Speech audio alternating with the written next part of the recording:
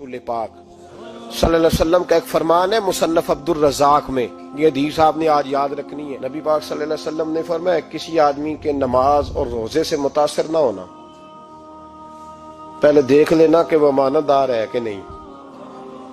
किसी के नमाज रोजे से मुतासर नहीं होना, पहले देख लेना कि दयानतदार है कि देखना लोगों की जेबों पे कितनी नजरें डालता है।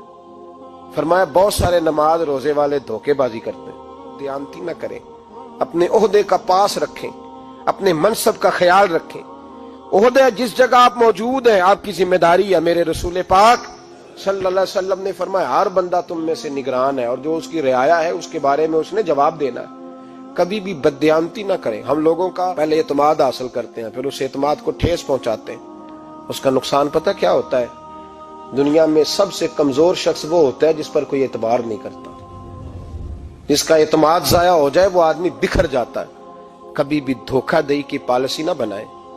हम लोगों से मुफादात लेने के लिए अपने रवैये मीठे करते हैं और जब काम निकल जाता है फिर हमारे रवैये बदल जाते हैं। ये धोखा है, ये बददयानती है। इसको अल्लाह रसूल ने पसंद नहीं किया। मेरे नबी पाक अलैहिस्सलाम ने फरमाया जिसमें तीन बातें पाई जाए वो तो मुनाफिक है। अगरचे उलमा कहते हैं यहाँ मुनाफिक इत्कादी मुराद नहीं, मुनाफिक अमली मुराद है, लेकिन हुजूर ने फरमाया मुनाफिक है। या रसूलल्लाह कौन? फरमाया वो बंदा जब बात करे तो झूठ बोले, जब वादा करे तो मुखालफत करे, जब अमानत रखी जाए तो बददयानती करे। ये तो बंदा मुनाफिक है। हजरत अबू नूर अलैहिर्रहमान ने लिखा है, फरमाते हैं महमूद गजनवी का दौर था तो एक आदमी महमूद गजनवी के पास ना अपना केस लेके आया, मुद्दई बन के आया। उसने कहा बादशाह मेरा केस बड़ा निराला है। बादशाह सलामत ने कहा वो किस तरह? कहने लगा ये मेरे पास एक थैली है, मैं ना सफर पे जाने लगा तो ये थैली पूरी हीरों की भरी हुई। फलां इलाके के जो काजी साहब है ना, मैं जाती दफा मैं कहीं सफर पे जा रहा था तो मैं उनके पास छोड़ गया कि रास्ता लंबा है, कहीं कोई मुझसे छीन ना ले, हीरों की भरी हुई थी। कुछ दिनों के बाद मैं वापस आया हूं, काजी साहब ने मुझे थैली वापस की है तो इसमें हीरों की बजाय खोटे सिक्के निकले। अब मैंने काजी साहब से कहा है तो काजी साहब तो मेरे गिरेबान तक आते हैं, वो कहते हैं बता कहीं से फटी है, खुली है? वो जिस तरह टांके लगा के तूने सी थी उसी तरह लगे हुए हैं कि नहीं? तो हुजूर लगे भी बिल्कुल उसी तरह है, ना फटी है ना खुली है। अब मैं लुट गया हूं, मेरी कुल उम्र की कमाई जाया हो गई, खोटे सिक्के कहां और हीरे कहां? तो मेहरबानी करें और आप की बारगाह में अल्लाह रसूल के नाम पर हलफ देता हूं कि मैं हूं बिल्कुल सच्चा। महमूद गजनवी कहने लगे तू जा, थैली छोड़ जा और जब मैं तुझे बुलाऊंगा फिर दोबारा आना। वो शख्स चला गया। महमूद गजनवी उठे, दरबार बर्खास्त किया, लोगों से कहने लगे चले जाओ, मैं 3 दिन के लिए सैर करने जा रहा हूं, 3 दिन के बाद लौटूंगा। अकेले जब रह गए ना महमूद दरबार में तो महबूब ने छुरी मंगाई। वो जिस तख्त पे बैठते थे वहां गद्दा बिछा हुआ था, ये गद्दा पड़ा है ना, वो गद्दा बिछा हुआ। तो महमूद ने छुरी के साथ उसको फाड़ डाला और छुरी जेब में रखी, निकल गए। कहने लगे मेरे बाद कोई मेरे दरबार वाले इहाते में दाखिल ना हो। महमूद चले गए। अब वो सफाई करने वाला जब आया ना, उसने आके देखा तो गद्दा तो फटा हुआ है। उसने शोर डाल दिया, पहरेदार भी आ गए, फलां साहब भी आ गए, फलां साहब। उसने कहा ओ खुदा के बंदो उसका गद्दा फट गया है, वो तो मार डालेगा। उसने कहा था सिवाय सफाई और निगरानी वाले के दूसरा आए कोई ना, और यहाँ आया भी कोई नहीं। पहले दिन ही फटा हुआ है तो लटका देगा सबको, क्या करें? शोर हो गया, सारे दरबार के मुलाजिमीन इकट्ठे हो गए। एक बंदा बोला, कहने लगा फिक्र ना करो, मैं कैसे बंदे को जानता हूं, इस तरह सिएगा कि जिसने फाड़ा होगा उसे भी पता नहीं चलेगा कहां से फटा था। ऐसा बेहतरीन रफू करेगा कि पता भी। उसने कहा यार हम सारे 1-1 महीने की तनख्वाह देते हैं, तू बंदा बुला। वो बुला लिया उसको, उसका नाम मोहम्मद रफूगर था। वो आया, उसको गद्दा दिखाया, उसका यार इस तरह सीना पता ना चले। उसने कहा फिक्र ही ना करो, मैं बड़ा कारीगर हूं। बड़े बड़े कारीगर लोग नहीं हमारे मुल्क में पाए जाते, कोई निशान छोड़ते हैं पीछे? बड़े कारीगर का पैसे होने चाहिए, बड़े बड़े कारीगर बंदे। आप यकीन करें ऐसा ऐसा फलसफा, ये उम्रा इबादत है ना, सरकार दो आलम सल्लल्लाहु अलैहि वसल्लम की बारगाह की हाजिरी बड़ी नेमत है ना। तो सऊदी गवर्नमेंट ने पाबंदी लगा दी, खैर उनकी भी ज्यादती है। इस तरह की पाबंदियां शरीयत इस्लामिया में जायज नहीं। अल्लाह के घर मुसलमान जब चाहे जा सकता है, लेकिन वो कहते हैं जी 2000 रियाल दे जिसने 2 साल बाद भी आना है। उन्होंने पाबंदी लगाई तो हमारे एजेंटों ने भी कई खास ट्रेनिंग हासिल की हुई है, पता नहीं कहां से सीख के आए, उन्होंने भी रास्ता निकाल लिया। ایک صاحب سے میں نے کہا کہ جناب وہ 2000 ریال لگ گیا تو کیا کرنا ہے؟ کہنے کوئی مسئلہ نہیں، پاسپورٹ نواں بنوا لو، گنجائش ہے، یعنی ہر شے کا حل ہے۔ اور میں نے کہا یار اب عمرہ کرنے جاتے وقت بھی بندہ دھوکہ دے کے جائے، اللہ کے گھر جاتے وقت بھی اس طرح کی حرکت کرے، کیا حال ہو گیا؟ ہر چیز کا لوگوں نے حل نکال لیا، ہر چیز کا لوگوں نے سٹائل بنا لی۔ ایسا نہ کریں، یہ درست نہیں۔ احمد رفو کر کہنے لگا اس طرح سیوں گا کہ پھاڑنے والے کو بھی پتہ نہیں۔ ان کا پیسے لے یار تو سی دے۔ اس نے سی دی، اگلے شام ہی لا کے بچھا دیا گدا۔ تیسرے دن بادشاہ سلامت آئے، آ کے پہلی نظر گدے پہ ڈالی، اس نے بلایا سب ملازمین کو، کہا کس نے سیا ہے؟ کہا جناب کیا ہوا؟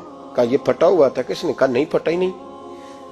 وہ کہنے لگے بنو بات، میں خود پھاڑ کے گیا تھا، تو بتاؤ صحیح سیا کس نے ہے؟ کہا جناب آپ پھاڑ کے گئے تھے تو بتایا کیوں نہیں؟ فرمانے لگے اسی لیے تو بتایا نہیں تھا کہ تم خود تحقیق کر لو، بلاؤ بتاؤ سیا کس نے۔ تو بلا لیا، احمد رفو گھر آ گیا۔ اس کو جب بلا کے سامنے بادشاہ کھڑا کیا، کہا بھئی تو نے سیا ہے؟ کہنے لگا حضور آپ کے سارے ملازم کٹھے ہو کے آئے تھے، میری غلطی کوئی نہیں۔ کہا نہیں یار تو بڑا کاریگر ہے، میں نے اپنے ہاتھ سے پھاڑا تھا پر مجھے بھی نہیں پتا چل رہا کہاں سے پھٹا تھا۔ اچھا یہ بتا یہ تھیلی جو ہے یہ بھی تو نے سی تھی؟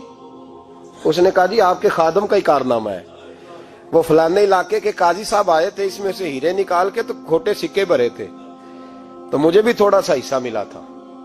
محمود نے سارے گواہ بھی اکٹھے کر لیے، ثبوت بھی اکٹھے کر لیے۔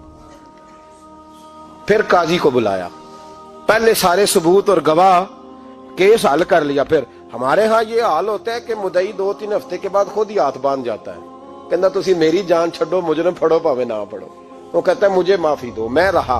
ظلم ہے نا، ظلم زیادتی ہے کہ جو بیچارہ اتنے سوال مجرم سے نہیں ہوتے جتنے مدعی سے ہوتے ہیں۔ اب یقین کریں اتنے سوالات ہوتے بیچارہ ہف جاتا ہے۔ یہ طریقہ درست تو نہیں، ایک لٹ گیا اور دوسرا طرح طرح کے سوالوں کے جواب دیتا پھرے بیچارہ۔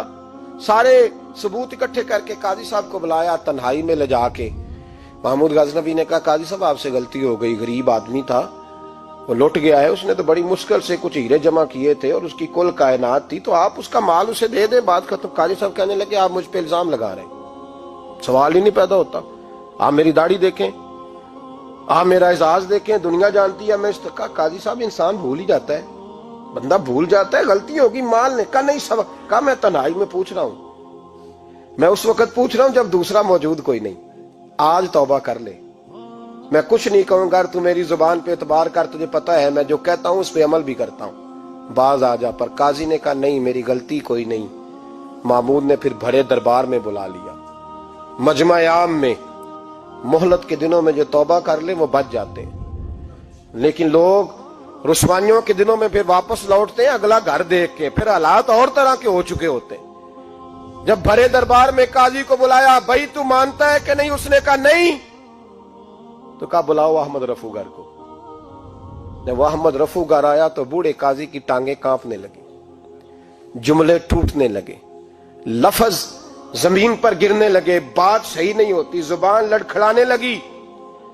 محمود کہنے لگے قاضی میں نے تجھے کہا تھا وہاں مان جا بات، اب بھرے دربار میں بول۔ تو جب قاضی صاحب کی گردن خود بخود جھک گئی تو دنیا سمجھ گئی، کہا نکل جا میرے دربار سے۔ محمود بولے نکل جا، اتنی تجھے عزت دی، اتنی بڑی تنخواہ دی، قاضی بنایا، اور یہ چھوٹی سی رقم کے لیے، تھوڑی سی رقم کے لیے تو بددیانت ہو گیا، چل چلا جا، نکل۔ قاضی دربار سے نکلا تو لوگ لعنتیں برسانے لگے۔ کل جو دکانیں چھوڑ کے سلوٹ کرنے آتے تھے وہ کہنے لگے اس کی عمر دیکھو، اس کے کام دیکھو، دیکھو اس نے کیا کیا۔ گھر گیا، بچے جن کے لیے پاپ کمایا تھا، جنہاں لی تو پاپ کمائے ہن کتھے نہیں ہو تیرے کر دے۔ وہ بچے کہنے لگے ابا جی ہم تو سکول مدرسہ جانے کے قابل نہیں رہے، امید تھی کہ بیوی ساتھ دے گی۔ وہ کہنے لگی میں میکے کیسے جاؤں گی، گلی کی عورتیں طرح طرح کی باتیں بناتی ہیں۔ اور بھائی کامیابیوں کے بڑے سربراہ ہوتے ہیں، کوئی کامیاب ہو جائے تو سارے کہتے ہیں میری سپورٹ سے ہوا ہے، ناکامیاں ہمیشہ یتیم ہوتی ہیں، ناکامیوں کا کوئی سربراہ نہیں ہوتا۔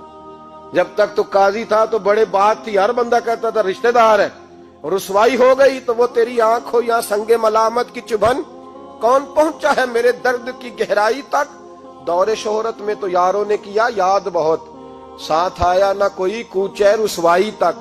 اور میاں صاحب کہنے لگے ساری عمر ہی آٹا گد ہے، میں لکھاں کیتے نہیں پیڑے، اب وقت آیا ہی تے محمد بخشا کوئی نہیں ہوں بیٹھا نیڑے، حالات ہی بدل گئے۔ قاضی خاموشی سے اندر چلا گیا، اپنی رسوائی سمیٹ کے بستر پہ لیٹا، نہ روٹی کی بھوک لگی، نہ پانی کی پیاس لگی، نہ نیند آئی، ساری رات تڑپتا رہا۔ سویرے گھر والوں نے دروازہ کھولا تو روح پرواز کر گئی تھی، دنیا چھوڑ گیا۔ حضرت ابو نور علیہ رحمہ بولے، فرمانے لگے یاد رکھو کبھی بددیانتی نہ کرنا، کبھی۔ یہ تو محمود غزنوی کی عدالت تھی، قیامت میں رب کریم کی عدالت لگے گی۔ اور فرمایا وہاں تو گواہی دینے والا احمد رفو گر تھا، قیامت میں تو تمہارے اپنے ہاتھ پیر گواہیاں دیں گے، ہمارا اپنا وجود گواہی دے گا۔ اور فرمایا یہاں تو لانتے دنیا دار برساتے تھے، وہاں فرشتے ہوں گے۔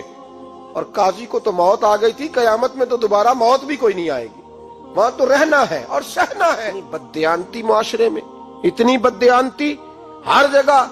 اس معاشرے کا بھی کچھ بنے گا جہاں دوائی بھی خالص نہ ملے، جہاں دوائی میں بھی بددیانتی ہو۔ لوگ اپنے بچے کو آکسفورڈ یونیورسٹی میں پڑھانے کے لیے غریبوں کے بچوں کے رگوں میں جو دوائی اتارے وہ بھی 2 نمبر۔ اتنا بڑا بھی کوئی بددیانت معاشرہ ہوتا ہے کہ لوگ یہاں تک دھندا کریں، یہاں تک کہ لوگ لوگوں کی زندگیوں سے کھیل جائیں اور ہمیں احساس تک نہ ہو کہ کوئی مر جائے گا، کوئی ڈوب جائے گا، کیا بنے گا۔ اور جس نے وہ اپنی رجسٹر کی دوائی کی، اس نے 2-4 لاکھ روپیہ لیا اور اس نے یہ نہیں سوچا کتنے انسان میری وجہ سے مریں گے۔ قتل صرف یہ تو نہیں ہوتا گولی مار کے مار دینا، لوگوں کی زندگیوں سے لوگ کھیل جاتے ہیں، لوگ تباہی کر جاتے ہیں، لیکن بددیانتی سے باز نہیں آتے۔ میرے رسول پاک علیہ السلام کے غلاموں، نبی پاک صلی اللہ علیہ وسلم نے ذرا سی بددیانتی، اور صحابہ کا یہ مزاج تھا، اتنی سی بھی کبھی ان سے غلطی ہوتی تو تڑپ